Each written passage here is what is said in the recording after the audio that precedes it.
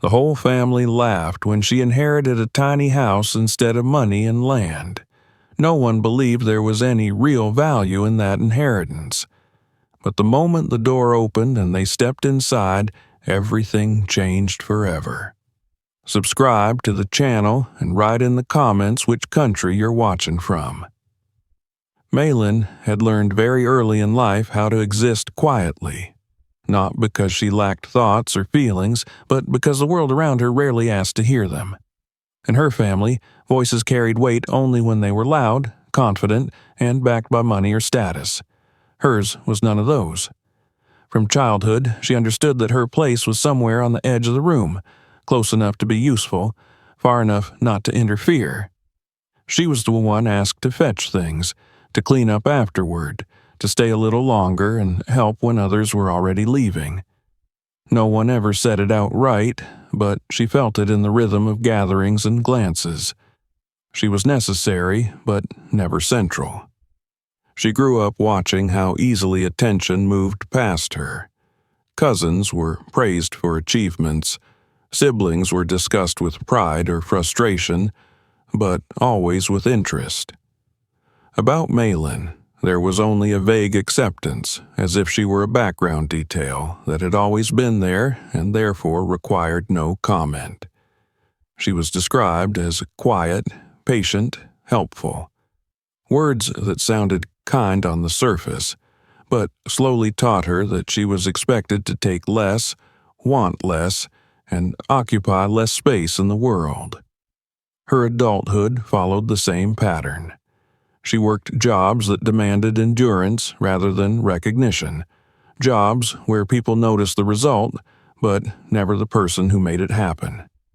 She cleaned, organized, assisted, endured long hours on her feet, and returned home each evening with a body heavy from labor and a mind too tired to imagine much beyond the next day. Her clothes were always simple and worn thin from careful use, yet clean, pressed with quiet pride. She took care of what little she had because she knew how easily it could be taken away. It was during these years that her grandfather slowly faded from the center of the family's attention as well.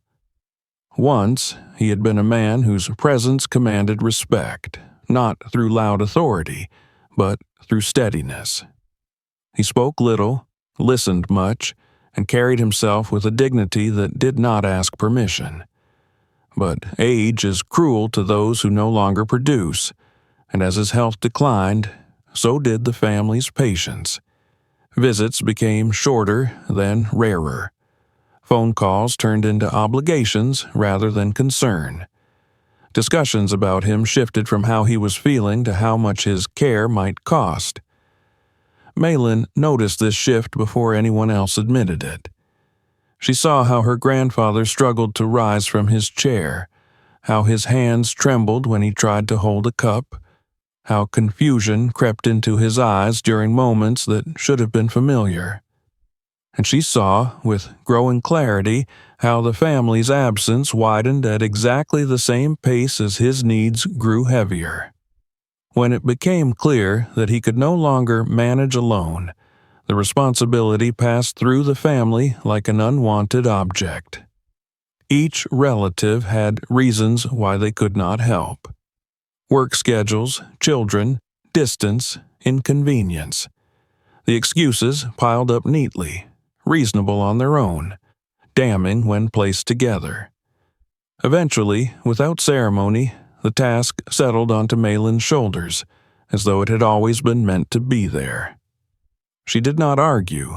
She did not demand recognition or compensation. She simply arrived at his small, aging home one morning with a bag of essentials and stayed. At first, she told herself it was temporary, just until things stabilized, just until someone else stepped in. But days turned into weeks, weeks into months, and no one else came. Her care was not dramatic or heroic. It was relentless and ordinary. She learned his routines, memorized his medications, adjusted her life to the rhythm of his needs. She helped him bathe, dressed him when his hands could not manage buttons, cooked simple meals he could tolerate. She cleaned the house, aired out rooms that had grown stale, and sat beside him through long afternoons when his mind wandered between memory and confusion. There were nights when she slept lightly, alert to every sound, afraid that a fall or sudden illness might take him before morning. On those nights, she would sit in the dim light of the kitchen, listening to the quiet breathing from his room, her body aching with exhaustion she could not afford to acknowledge. She never spoke of these moments to anyone. There was no one who asked. Relatives visited occasionally, usually when something required a signature or a decision. They commented on the state of the house, on how tired Malin looked, on how difficult the situation must be for everyone involved. Their sympathy was thin and temporary. Some of them joked, half seriously, that Malin was securing her place in the will through devotion. The implication stung, not because she feared it might be believed, but because it reduced months of quiet sacrifice to a transaction. She heard these comments and absorbed them in silence. Arguing would only confirm their suspicions, she believed. Instead, she focused on what mattered: her grandfather's comfort, his dignity, the small moments of calm she could preserve for him. She learned how to recognize the signs of pain before he spoke of it, how to redirect his attention when frustration overtook him, how to sit with him when words failed altogether. Despite his weakening body, there were moments when clarity returned to his eyes, and in those moments he looked at Malin with a depth of awareness that unsettled her. It was not the look of a man grateful for care alone, but of someone measuring something far more significant. He watched how she moved through the house, how she repaired small things instead of replacing them, how she organized without excess, how she respected objects rather than consuming them thoughtlessly. Sometimes he asked her strange questions, questions that did not seem to fit the moment. Whether she liked small spaces or found them suffocating, whether she believed comfort required luxury, whether she felt safe when doors were locked from the inside. She answered honestly, without understanding why these questions mattered. To her, they were simply another part of his fading mind, another gentle eccentricity to be indulged. There were other signs she noticed but did not fully understand. He kept a set of old keys close to him, even when he no longer remembered what each one opened. He grew agitated if they were moved. He had a habit of tracing patterns on the table with his finger, as if following lines only he could see. Once, when she asked if he was cold, he told her with surprising firmness that walls mattered, and that not all walls were meant to be seen. As his condition worsened, the family's presence diminished even further. Medical decisions fell to Malin by default. She navigated appointments, paperwork, and quiet conversations with doctors who spoke to her with the polite distance reserved for caretakers who were not technically next of kin, but clearly the only ones who cared. Each decision weighed on her heavily, yet she carried it without complaint. In the final weeks, time took on a strange quality. Days blurred together, marked only by medication schedules and the slow movement of sunlight across the floor. Her grandfather slept more, spoke less, but when he did speak, his words were deliberate. He told her not to rush, not to let others decide things for her, not to give away what had been entrusted to her. She assumed he meant his belongings, his memories. She promised she would be careful. The night his condition took a sudden turn, Malin was there, as she always was. She held his hand, steady and warm, while his breathing grew shallow. The house was quiet, almost reverent, as if aware of the moment unfolding within its walls. When he passed, it was without struggle, his hand still resting in hers. Afterward, there was a stillness that felt heavier than any grief she had known. She moved through the familiar rooms in silence, completing necessary tasks with mechanical precision. Phone calls were made, arrangements followed. And slowly, as word spread, the family began to reappear, drawn not by loss, but by what followed it. Malin stood among them during the days that followed, receiving polite nods and distant condolences. No one asked how she was holding up.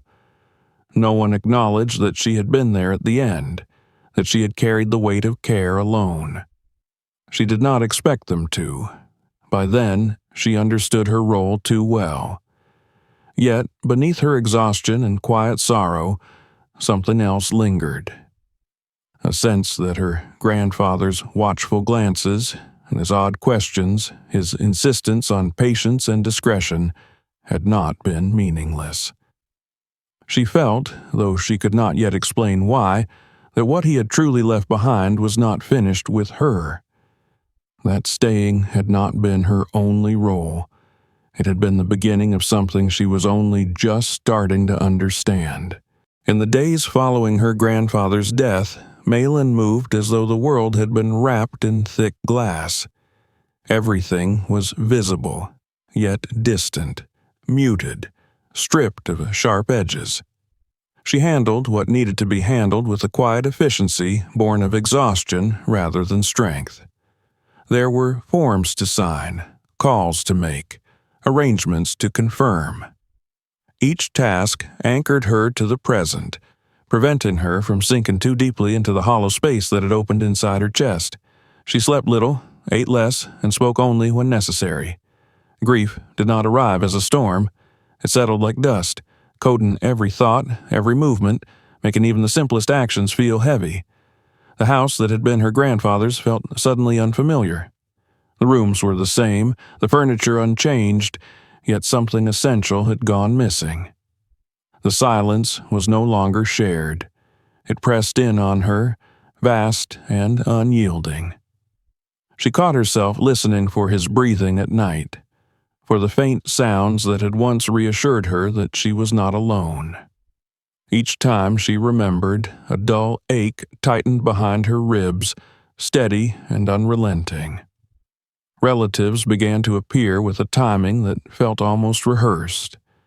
They came dressed in solemn colors, voices lowered to appropriate tones, expressions carefully arranged to reflect sympathy. They embraced her lightly, offered murmured condolences, asked whether she was managing. The words sounded correct yet hollow, as though spoken from memory rather than feeling. Their presence filled the house once more, but not with warmth. It filled with calculation. They moved through the rooms with new eyes, noticing things they had ignored for years. Drawers were opened, shelves examined, questions asked about documents, about accounts, about items of potential value. Conversations drifted toward logistics with unsettling speed. Malin watched this transformation with a strange detachment, as if she were observing a familiar ritual from outside her own body. Grief had barely settled, yet the machinery of inheritance was already grinding forward. She answered questions when they were directed at her, but rarely volunteered information. Not out of spite, but because she simply did not know what to say. She had been focused on care, not on counting. The practical matters her relatives now discussed had never occupied her mind. To her, the house had been a place of quiet duty, not an inventory. The reading of the will was scheduled with efficiency that bordered on impatience. It took place in a modest office that smelled faintly of paper and old furniture polish. The walls were bare, the lighting harsh and unforgiving. Everyone arrived on time. There was an air of restrained anticipation, a tension sharpened by the certainty that something valuable was about to be distributed. Malin sat slightly apart from the others, hands folded in her lap, eyes lowered. She felt out of place, not because she did not belong, but because the moment felt profoundly wrong. This room, this process, reduced a life to assets and percentages. It stripped away memory and intention, leaving behind only numbers. As the lawyer began to read, the room grew still. The list unfolded methodically. Parcels of land, investments accumulated quietly over decades, accounts that had grown through careful planning. Each item was named, assigned, recorded. Her relatives listened intently, some nodding with satisfaction, others exchanging subtle glances as their portions were revealed. There was relief, even triumph, in their expressions. The future they had anticipated was solidifying before them. Malin absorbed the information without reaction. The sums meant little to her. They sounded unreal, detached from the man she had known, the man who had struggled to stand, who had needed help with the simplest tasks. She wondered how long he had carried these resources in silence, how deliberately he had chosen not to reveal them. When her turn came, the lawyer paused briefly, as though aware that the contrast would be stark. He read her inheritance with a neutral tone, careful not to imply judgment. She was to receive a small, old house on the outskirts of the city, no land beyond the immediate lot, no accounts, no shares. Just the house. The silence that followed was thick and unmistakable. Then it broke, not with protest, but with laughter. Soft at first, incredulous, quickly sharpening into something far less kind. Someone remarked that it was fitting. Another joked that she had at least gained a roof over her head. A third suggested that perhaps the house was payment for services rendered. Malin felt heat rise to her face, but she did not respond. She kept her gaze steady, her expression unreadable. The words washed over her, each one cutting deeper than the last, not because they were unexpected, but because they confirmed what she had always known. To them, her months of care, her sacrifices, her quiet devotion, amounted to nothing more than a transaction that had failed to pay out. There were comments about the house itself, how small it was, how old, how inconvenient. Someone suggested she sell it quickly before it became a burden. Another offered generously to buy it from her for a fraction of its presumed value, framing the offer as help rather than exploitation. She listened, absorbing every remark, storing them away with a calm that surprised even her. There was pain, certainly, but beneath it, something steadier was forming. A quiet certainty that whatever her grandfather had intended, it was not humiliation. He had not been careless. He had not forgotten her. And if he had chosen to leave her this house and nothing else, there was a reason that went beyond appearances.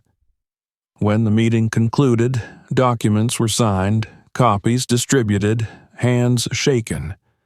Her relatives left the office in small groups, already discussing plans, already moving forward. They barely glanced at Malin as they passed her, some with thin smiles, others with open dismissal. To them, the matter was settled. She had received her due, and it was negligible. She walked out alone, the envelope containing her documents held tightly against her chest. The air outside felt colder than before, sharper, as though the world had shifted its weight. She stood on the sidewalk for a long moment, unsure where to go next. The city moved around her, indifferent and relentless, while she tried to reconcile what had just occurred. Humiliation settled over her, slowly, not as a single overwhelming blow, but as a series of small realizations. She understood now how she was perceived, not as a devoted granddaughter, not as a caretaker, but as someone who had miscalculated, someone who had invested her time and energy poorly. The judgment was clear, and it was shared. Yet beneath that humiliation, another feeling stirred. It was faint, easily overlooked but persistent. A memory of her grandfather's strange questions, his insistence on patience, his warning not to give away what had been entrusted to her. She thought of the keys he had guarded so carefully, the moments when his gaze had lingered on her as though measuring something unseen. She realized, with sudden clarity, that he had known exactly how this would unfold. He had anticipated the laughter, the dismissal, the swift division of wealth. And still, he had chosen to leave her only the house. Not money, not land, just that single overlooked structure. As she made her way home, the city seemed different.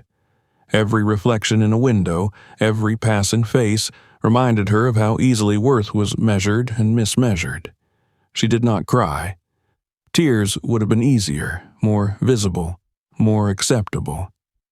Instead, she felt a tightening resolve. Whatever awaited her in that small house, it belonged to her alone. And for reasons she could not yet articulate, she felt certain that her grandfather had given her far more than anyone else realized. That evening, she laid the documents out carefully on the table, smoothing each page, reading every line. The house's address was unfamiliar, distant. She traced the printed letters with her finger, committing them to memory. This was the final thing he had chosen for her, not an afterthought, a decision. As night fell, the weight of the day pressed down on her. Exhaustion finally claimed her, but sleep came fitfully, filled with images that refused to settle. She dreamed of narrow spaces that opened into wide rooms, of doors hidden in plain sight, of walls that shifted when touched by the right hands. She woke before dawn with her heart racing, the echo of those images lingering in her mind. By morning, her course was set. She would go to the house. She would see what had been left to her. Not to prove anyone wrong, not to reclaim dignity in the eyes of others, but to understand. To honor the choice her grandfather had made, even if the world believed it to be a joke. The journey to the house began early in the morning, when the city was still shaking off the remnants of night. Malin boarded the bus with a single suitcase and a small bag containing documents, keys, and the few personal items she had carried with her through the years. As the vehicle moved farther from the center, the streets grew quieter, buildings lower, storefronts fewer. The familiar density of life thinned out, replaced by stretches of road that felt unfinished, as though development had lost interest halfway through. With every passing stop, she felt as if she were being gently pushed toward the edge of something, not just geographically but symbolically as well. She watched the scenery through the window without truly seeing it. Her thoughts drifted back to the lawyer's office, to the laughter that had followed the reading of the will. It replayed itself with cruel clarity, yet it no longer burned the way it had at first. Instead, it settled into something colder, heavier, like a weight she would carry for a long time. She did not regret staying with her grandfather, not for a moment. But the knowledge that others viewed her devotion as foolish lingered like a bruise beneath the skin. When the bus finally stopped near the address printed on the documents, Malin stepped down onto cracked pavement and stood still for a moment, orienting herself. The air smelled different here, less crowded, tinged with damp earth and distant traffic. The neighborhood was sparse, a mix of aging structures and empty lots where weeds pushed stubbornly through broken concrete. It was not entirely abandoned, but it carried the quiet resignation of a place overlooked by progress. The house stood at the end of a short, uneven path. It was smaller than she had imagined, narrow and modest, its proportions almost apologetic. The paint on the exterior had peeled away in places, revealing weathered wood beneath. There was a single door at the front, slightly crooked in its frame, and one small window facing the street. The roof sloped low, giving the impression that the structure was pressing itself closer to the ground, as if hoping not to be noticed. Malin stopped a few steps away and studied it carefully. This was the inheritance that had drawn laughter, the tangible proof of how little her efforts had been valued by others. From the outside, she could almost understand their reaction. The house looked like something temporary, something meant to be passed by rather than lived in. It did not announce comfort or permanence. It barely announced itself at all. She took the keys from her pocket and approached the door. The metal felt cool against her skin, solid and real. As she unlocked it and pushed the door open, a faint creak echoed in the quiet air. Inside, the house was exactly as small as it appeared from the outside. One narrow room served as the main living space. Against one wall sat a simple counter with a small sink and an aging stove. The floorboards bore the marks of time, scratched and uneven, their surfaces dulled by years of use. The air was stale, carrying the scent of dust and disuse. She stepped inside and closed the door behind her, standing still as her eyes adjusted. There was no furniture, no decoration, nothing to soften the starkness of the space. Light filtered in weakly through the lone window, illuminating floating particles of dust. The silence felt complete, unbroken by the sounds of other people, other lives. It was a silence she was not accustomed to, and it unsettled her more than she expected. For a moment, doubt crept in. She imagined the relatives who had laughed, the neighbors who would inevitably notice her arrival. She imagined their looks of pity and mockery, the whispered judgments that would follow her through this quiet place. She wondered whether she had made a mistake in coming here, whether this house truly was a symbol of her foolishness, not of her worth. But the thought passed. She had lived in worse places, places that had never pretended to be hers. This house, however unimpressive, belonged to her alone. No landlord would knock demanding rent. No one could tell her to leave on short notice. That fact alone gave the space a weight it did not possess from the outside. She set her suitcase down near the wall and began to move through the room, touching surfaces, opening cabinets, testing fixtures. The stove protested weakly when she turned a knob. The sink released a hesitant stream of water, accompanied by a groan from the pipes. The floor creaked beneath her steps, complaining but holding firm. Everything worked just enough to function, nothing more. As she explored, she noticed something subtle that did not align with her expectations. The walls felt thicker than they should have. When she leaned against one, pressing her palm flat against the surface, there was a solidity that seemed excessive for such a small structure. She tapped lightly with her knuckles and listened. In some places, the sound was dull and dense. In others, it carried a faint hollowness, as though there were spaces beyond what she could see. She dismissed the thought at first. Old houses made strange noises. Poor construction often resulted in inconsistencies. There was no reason to read meaning into it. Still, the observation lingered at the edge of her mind, quietly refusing to be forgotten. Outside, the presence of neighbors soon made itself known. She noticed figures pausing at a distance, watching openly as she moved in. A man across the street leaned against a fence, arms crossed, eyes fixed on the house. Two women farther down the road slowed their conversation as they passed, their glances lingering a moment too long. Malin felt their attention like a physical pressure, heavy and intrusive. When she stepped outside to retrieve the rest of her belongings from a taxi, she caught fragments of whispered commentary drifting toward her. Curiosity, skepticism, thinly veiled amusement. She did not respond. She did not meet their eyes.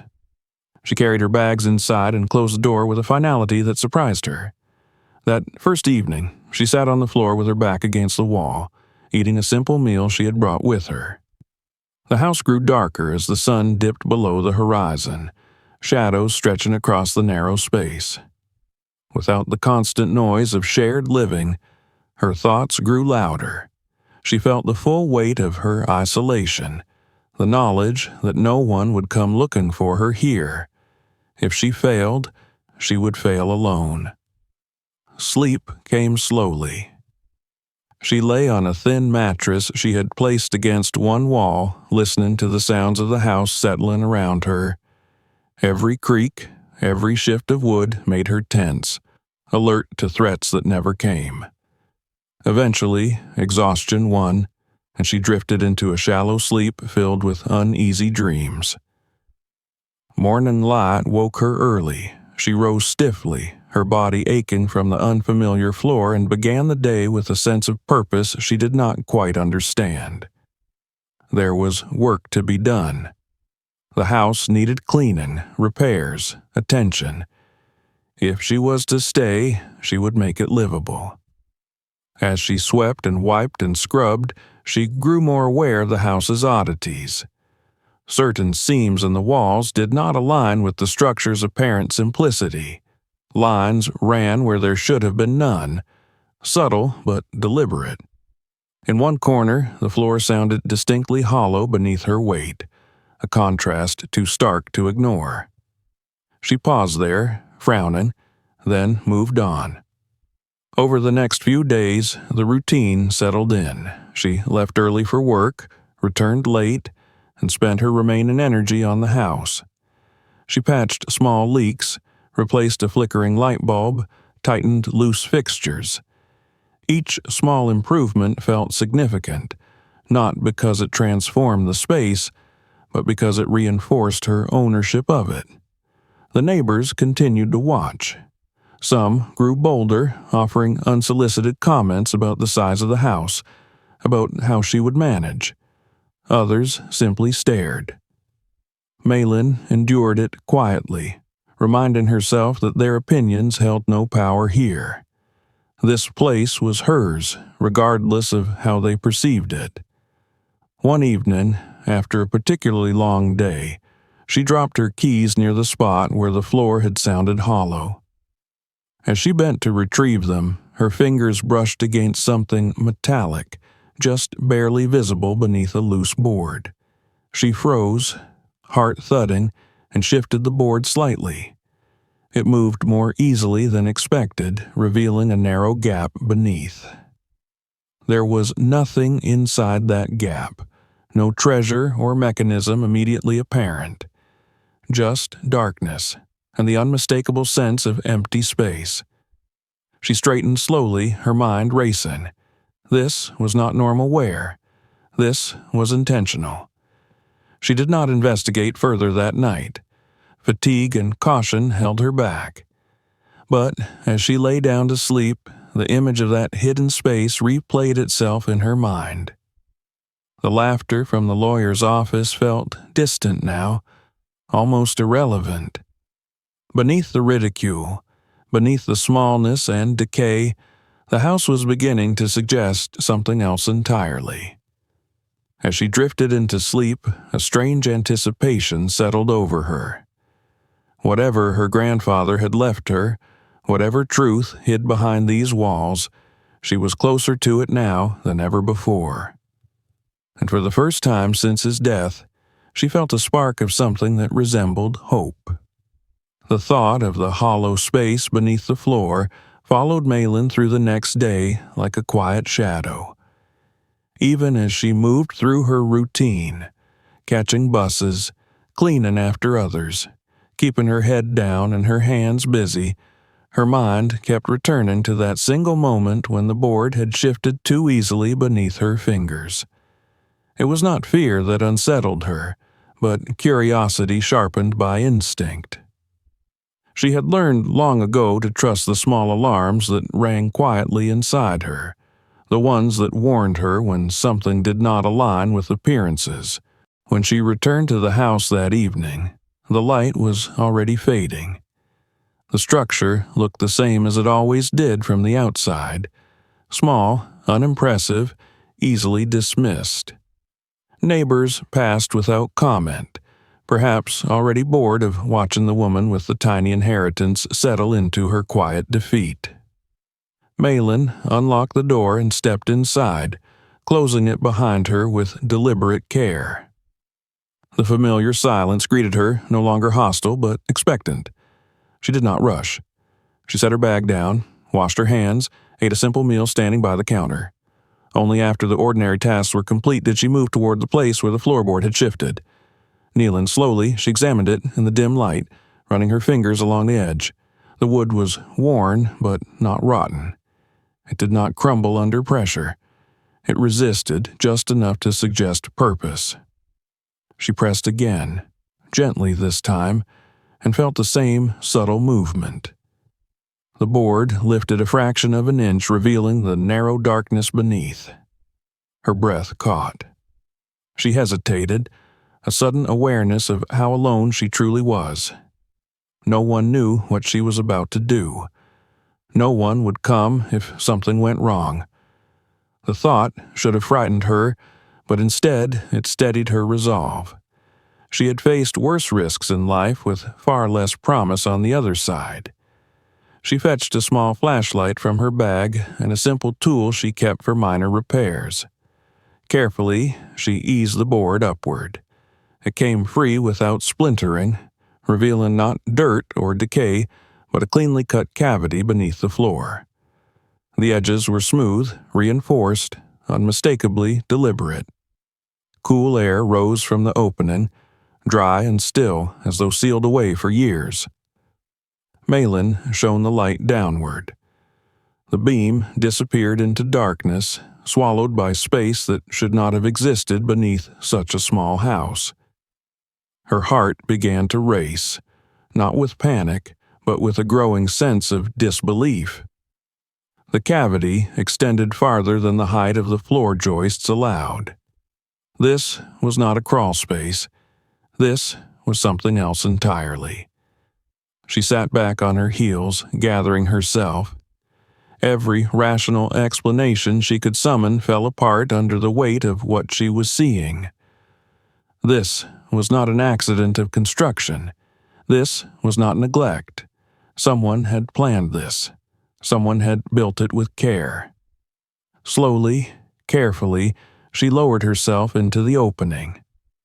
The descent was awkward at first, her movements constrained by the narrow space, but as her feet touched solid ground, the passage widened.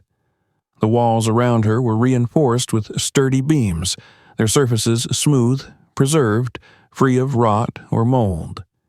Dust coated everything, but beneath it the materials were strong, intact, untouched by time. She stood fully upright, the realization hitting her all at once. The space she occupied was larger than the entire visible room above. It extended outward in directions that defied logic, forming a chamber that felt almost impossibly precise. Shelves were built into the walls, empty but solid. Hinges and panels were flush with the surface, their seams nearly invisible. Malin turned slowly, her flashlight tracing the contours of the hidden room. Her pulse thundered in her ears. The laughter she had endured, the humiliation of the will reading, the dismissive glances of neighbors, all of it dissolved into irrelevance in the face of this discovery. The house was not small. It had only been pretending to be. She moved deeper into the chamber, touching the walls, testing their stability. Everything responded with quiet solidity. This was not a forgotten cellar or a crude addition. It was an integral part of the structure, designed with intention and restraint. The craftsmanship was unmistakable, the kind that spoke of skill and patience rather than haste. As she explored, she noticed a folded structure in one corner, secured against the wall. When she released the latch, it unfolded smoothly into a compact desk, its surface locking into place with a satisfying precision. She stared at it, stunned. The mechanism was elegant, efficient, designed to disappear completely when not in use. It was the opposite of wasteful. It was thoughtful. A surge of emotion rose in her chest, sharp and unexpected. She pressed a hand to her mouth, tears blurring her vision. Not because she felt overwhelmed by good fortune, but because she felt seen. This space, hidden and careful, felt like an answer to years of being overlooked. Someone had built this for a person who would notice, who would respect what was concealed rather than demand what was obvious. She continued exploring, her movements cautious but eager. Another panel slid aside at the press of her fingers, revealing a narrow staircase tucked into the wall. The steps were steep but sturdy, leading upward into another hidden level. The idea alone should have been impossible. A staircase had no place here. And yet, there it was. She climbed slowly, each step carrying her farther away from the assumptions that had defined her life. At the top, the space opened again, this time into a room with higher ceilings and a small window set far above eye level. Pale light filtered through it, illuminating warm wooden walls that glowed softly under the beam of her flashlight. This room felt different. Less utilitarian, more personal. Built-in drawers lined one wall, their handles nearly invisible. She opened one at random and found it empty, but clean, waiting. The air here felt fresher, as though the space had been designed to breathe. She approached the window and realized it faced the rear of the lot, angled in such a way that it would never be noticed from the street. From outside, it would appear to belong to something else entirely, or to nothing at all. From inside, it offered a quiet view of sky and distant trees, a perspective she had not known she was missing. Malin sank to the floor, her back against the wall, and let herself breathe. The shock settled into something deeper, heavier. This was not luck. This was not coincidence. This was inheritance of a kind no one else had understood. She remembered her grandfather's questions, his insistence on patience, his warnings about not giving things away. She remembered the keys he had guarded so closely. This place bore his signature not in name, but in spirit. It was restrained, purposeful, designed for endurance rather than display. Her gaze fell on a small metal plate embedded near one of the panels. Brushing away dust, she revealed engraved markings, faint but deliberate. Initials, precise and careful, carved with pride rather than decoration. Recognition stirred slowly within her. These were not random letters. They matched the ones she had seen on old notebooks her grandfather had kept, notebooks filled with diagrams and calculations she had never fully understood. Her chest tightened. He had not simply owned this house. He had shaped it. Whether as its creator or its guardian, he had poured himself into this place, hiding it not out of shame, but out of necessity. He had known the world would not understand it. He had known who would. Malin sat there for a long time, absorbing the truth. Above her, the visible house remained small and unremarkable, performing its role as camouflage. Beneath it, a hidden world waited, preserved for the one person who had stayed when there was nothing to gain. When she finally climbed back up and replaced the floorboard sealing the entrance as it had been before, she felt changed. The house above no longer felt confining. It felt like a threshold. She lay down to sleep that night with a steady heart, the sounds of the house no longer unsettling, but reassuring. For the first time since her grandfather's death, she felt certain of one thing. Whatever lay ahead, whatever truths remained buried within these walls, she was exactly where she was meant to be. After the night she sealed the hidden floorboard back into place, Malin did not sleep as she once had. Her rest was lighter but deeper in a way that surprised her. The house no longer felt like an empty shell echoing with uncertainty. It felt inhabited, even when she was alone, as if its walls carried a quiet awareness of her presence. She woke before dawn, not from anxiety, but from a steady pull of purpose that refused to let her remain still. The discovery beneath the floor had not frightened her. Instead, it had clarified something she had sensed but never dared to name. Her grandfather had not left her scraps. He had left her a responsibility. The house was not merely shelter. It was a carefully constructed idea, hidden from those who would have exploited it, preserved for someone who would understand restraint. She began the next days slowly, methodically, returning to the hidden spaces whenever time allowed. She treated the house as one might approach a living thing, respectful of its boundaries, attentive to its responses. Each panel she pressed, each latch she tested, revealed itself only when handled with patience. Force achieved nothing. Precision unlocked everything. She discovered that the lower chamber was not a single room, but part of a central structure. From its core, additional sections extended outward, arranged with mathematical balance. The house was built around an axis, a deliberate center from which everything unfolded. It was not random expansion, but a controlled transformation, a structure designed to grow inward rather than outward. When she activated one concealed mechanism, a section of wall slid back soundlessly, revealing a narrow passage that curved gently before opening into another space. This room held a different purpose.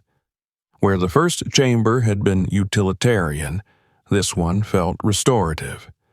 The air was warmer, the acoustics softer.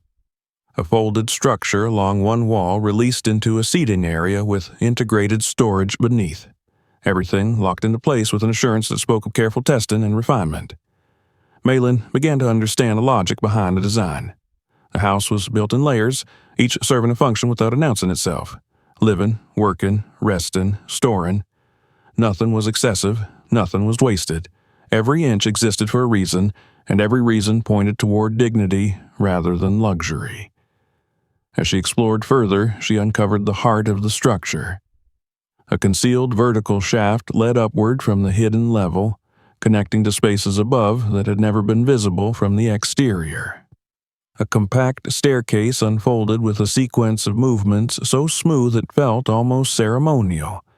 At the top, she found a lofted area that could serve as a sleeping space, private and secure, with angled walls that caught light from a hidden window positioned to avoid notice.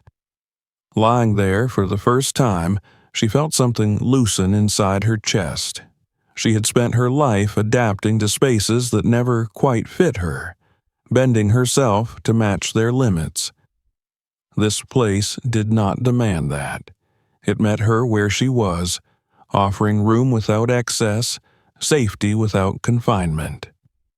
The kitchen revealed itself next, not as a separate room, but as a transformation of what she had assumed was all the house offered. What had seemed like a narrow counter and failing stove was merely the surface layer. With careful movement, she released a horizontal beam near the ceiling, and the structure descended, unfolding into a full workspace. Countertops extended smoothly, storage slid outward from concealed compartments, and a slim refrigerator emerged from what had once appeared to be a shallow cabinet. She stood there in silence, hands resting on the warm wood, absorbing the significance of what she was seeing. This wasn't improvisation. This was engineering of the highest order, designed for a life lived quietly but fully. A life like hers.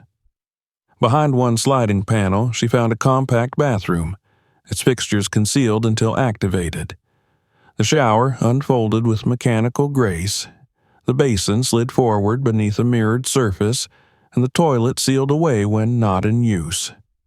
It was not merely functional. It was considerate. The kind of design that respected the person using it enough to hide nothing in shame. When she turned on the water for the first time, the sound filled the space with something she had not realized she was missing. Privacy. She let the warm stream run over her hands, then her face, then stood beneath it fully clothed, tears mixing with water as they traced paths down her cheeks. No one would knock on the door. No one would rush her. This was hers. In a deeper compartment, she found storage spaces that extended beneath the foundation itself. Shelves reinforced with steel supports held boxes sealed against time. Inside them were papers, notebooks, rolled plans yellowed at the edges but meticulously preserved. She carried them into the central chamber and spread them carefully across the built-in desk. As she read, the outline of her grandfather's life took shape in a way she had never known. He had not always been the quiet, diminished man she had cared for. He had been an engineer, an architect of ideas too radical for their time. His notes spoke of housing designed for those society dismissed, homes that provided dignity without drawing attention, structures that protected their inhabitants not by height or scale, but by intelligence. She read of proposals rejected, of meetings that ended in polite dismissal, of funding withdrawn because the designs did not align with what investors believed people wanted. Bigger, louder, more visible. Her grandfather had believed in the opposite, that those with the least deserved spaces that made them feel whole. As the rejections accumulated, his handwriting grew tighter, more reserved. Eventually, the notes shifted. He began writing not of proposals, but of preservation, of building something small enough to be ignored, clever enough to endure. A prototype disguised as nothing. Malin's hands trembled as she turned the pages. The house was not simply a home. It was the culmination of a life's work, hidden from a world that had no patience for it. And he had trusted it to her. Tucked within the final notebook was a letter addressed in careful script. Her name written with a steadiness that brought fresh tears to her eyes. She read it slowly, absorbing every word. He wrote of watching her without her realizing it, of seeing how she moved through the world with restraint and resilience, of understanding that she did not take more than she needed, and never less than she deserved. He explained that the family would come for money because money was all they knew how to measure. He had given it to them freely, knowing it would never satisfy them. What he left her could not be sold easily. It could not be divided or claimed without understanding its mechanisms. The house required presence, patience, and care. It required someone willing to live within it, not exploit it. He warned her that others might try to take it once they understood its value. He had anticipated that as well. The legal documents she held were reinforced by conditions written with meticulous foresight. The house could not be sold without residency. It could not be modified without adherence to its original design. It was protected not by secrecy alone, but by intent. Malin leaned back in her chair, the weight of the truth settling over her. Everything aligned. The questions he had asked, the keys he had guarded, the warning not to give anything away lightly.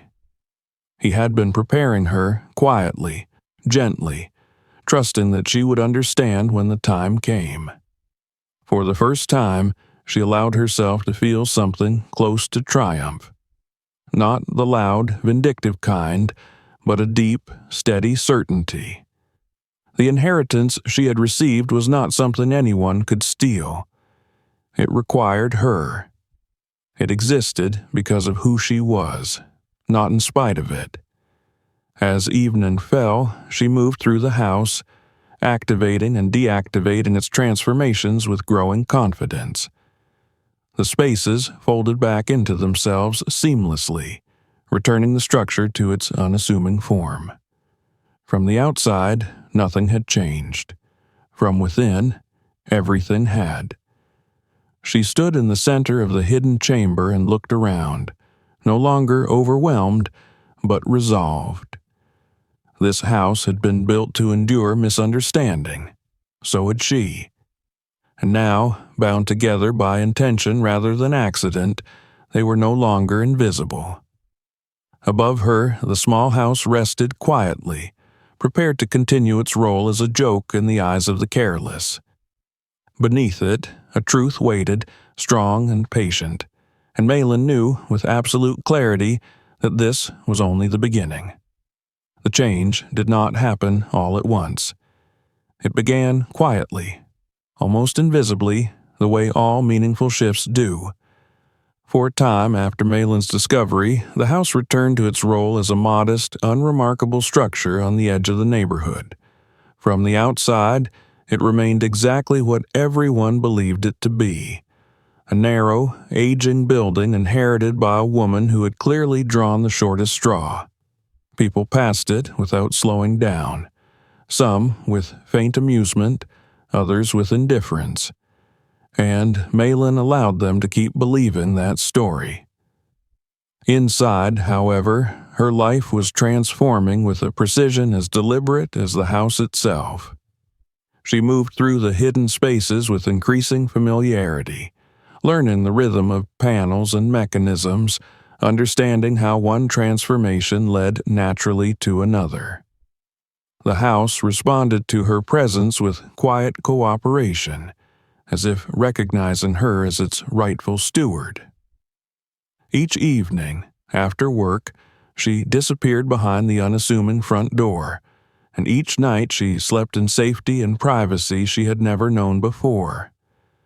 It was only a matter of time before the outside world began to sense that something was wrong with the story it had written for her. The first signs were small. A neighbor noticed that Malin carried in a long, carefully wrapped package that should not have fit through the front door so easily. Another saw her take out boxes made of reinforced cardboard, the kind used for expensive equipment, not for the possessions of someone living in a shack. Someone else noticed light coming from a place on the house where no window was supposed to be. Each observation on its own meant nothing. Together, they formed a quiet disturbance in the certainty with which people had dismissed her. Whispers followed. They always did.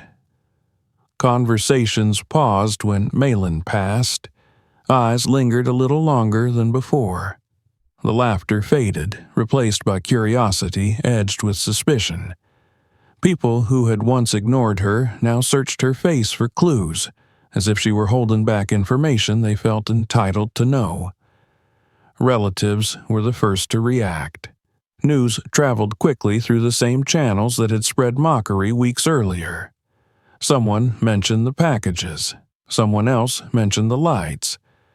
A cousin, pretending concern, suggested that perhaps the house was unsafe and needed inspection. Another hinted that Malin might be hiding something valuable that should have been part of the estate. The calls began soon after. Polite at first, framed as check-ins and casual interest. How was she settling in? Was the house livable? Did she need help? Malin answered briefly, without invitation or elaboration. She felt no need to justify herself. Each call ended with a faint tension left unresolved, a sense that they had expected more and received nothing. The politeness did not last. Requests followed, then suggestions, then thinly veiled demands. One relative mentioned that the house might need to be appraised for legal clarity. Another implied that if its value exceeded expectations, adjustments might be necessary. The tone shifted from concern to entitlement with alarming speed. Malin listened without interruption, her voice calm when she responded. She reminded them that the inheritance had been finalized, the documents clear. The house was hers. There was nothing to discuss. Her refusal was not loud, but it was absolute. That only fueled their determination. One afternoon, she returned home to find two of her relatives waiting near the front of the property, their posture casual, but their presence unmistakably deliberate.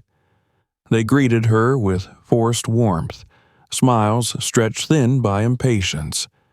They spoke of family, of unity, of transparency. They asked to see the house, to make sure she was safe, to understand what had caused the rumors. Malin studied them for a long moment before answering. She saw not concern, but hunger. The same hunger she had seen at the lawyer's office, sharpened now by the fear that something valuable had slipped through their fingers. She knew that refusing outright would only escalate matters, turning curiosity into aggression. The house, however secure, was still hers to protect. She agreed to let them in, but on her terms. They stepped inside, expecting confirmation of their assumptions. A cramped space, a poor decision, a mistake they could correct. What they saw instead forced them into silence. The visible room had already changed from its earlier state. It was no longer barren or neglected. The expanded kitchen gleamed softly, surfaces clean and warm, everything in its place. Nothing looked cheap, nothing looked temporary. Confusion crossed their faces first, then disbelief. Malin did not explain. She did not narrate. She simply moved to one of the wooden panels and pressed it gently. The wall shifted with seamless grace, opening into the hidden stairway. The sound it made was soft, controlled, undeniable. The reaction was immediate. Breath caught, eyes widened. One of them took a step back, as if the house itself had betrayed him. She led them downward without ceremony.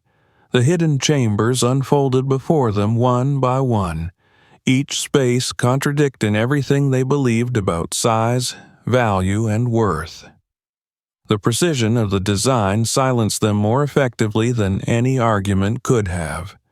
They touched walls, opened drawers, stared at mechanisms they could not understand. Words failed them. As they moved deeper, their shock gave way to something darker. Calculation returned, reshaped by awe. This was not just clever design, this was wealth of a different order. Innovation, rarity, value they had not anticipated. They began to ask questions then.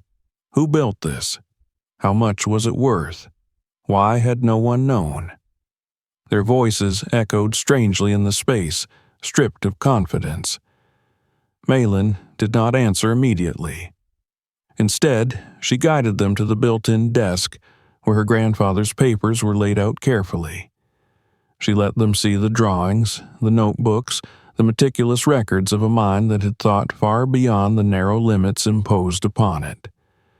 She let them read enough to understand that this was not an accident. This was a legacy. One of them recognized the initials engraved into the wood and froze. Memory flickered across his face, uncomfortable and uncertain. He remembered something, a rumor, a dismissed idea from years ago, a man who had spoken of houses that folded inward, of dignity hidden behind modest facades. At the time, it had sounded impractical, laughable. Now it stood before them in undeniable form. Their tone changed again. Offers replaced demands. They spoke of partnerships, of selling, of sharing profits. They suggested that the house could be exhibited, marketed, turned into something lucrative. They spoke as if Malin were merely a temporary caretaker of something too valuable to be left in her hands. She listened until they finished, then closed the final panel behind them with deliberate calm. The sound echoed through the space, final and unmistakable. She told them they would not be returning, not because she wished to punish them, but because they did not belong there. The house required understanding, not ownership, respect, not appetite. It was not an object to be divided, but a vision to be protected. They protested, threatened legal action, reminded her of family ties. Their words slid past her without effect. She had spent too many years being diminished by people who mistook access for entitlement. When they finally left, the silence that followed was not empty. It was settled. Word spread quickly after that. The neighbors who had laughed now spoke in hushed tones. Curiosity became reverence. People slowed as they passed the house, no longer smirking but wondering. Some asked questions. Others offered apologies that came too late to matter. The story had shifted, and with it, the balance of power. Malin did not invite them in. She watched the neighborhood adjust to the loss of certainty. The woman they had dismissed was no longer available for judgment. The house they had mocked was no longer theirs to define. Laughter had fallen silent, replaced by an uneasy respect. That night, as she moved through the hidden rooms alone, Malin felt no triumph, only clarity. The world had revealed itself exactly as it was, and she had chosen not to bend to it any more. The house stood quiet and steady around her, its secrets intact, its purpose unchanged. And for the first time, Malin understood that what she protected was not just a structure, but a truth that would outlast every shallow judgment ever placed upon her. When the door closed behind the last of them, Malin did not move for a long time. She stood in the center of the visible room, listening to the house settle back into itself, the faint familiar sounds of wood and structure adjusting after intrusion. The silence that followed was unlike any she had known before. It was not the empty silence of abandonment, nor the tense silence that followed humiliation. It was complete, earned, protective. For the first time, she understood that the house did not merely contain space. It contained boundaries. It knew when to open and when to close, when to reveal and when to remain hidden. And now, so did she. She walked slowly through the house, not to check mechanisms or secure panels, but to feel the shift that had taken place within herself. The visible room no longer felt like a disguise she had to endure for the sake of secrecy. It felt like a deliberate threshold, a filter between the world that judged by appearances and the one she had chosen to inhabit. She touched the wall where the hidden stairway lay concealed and felt no urgency to open it.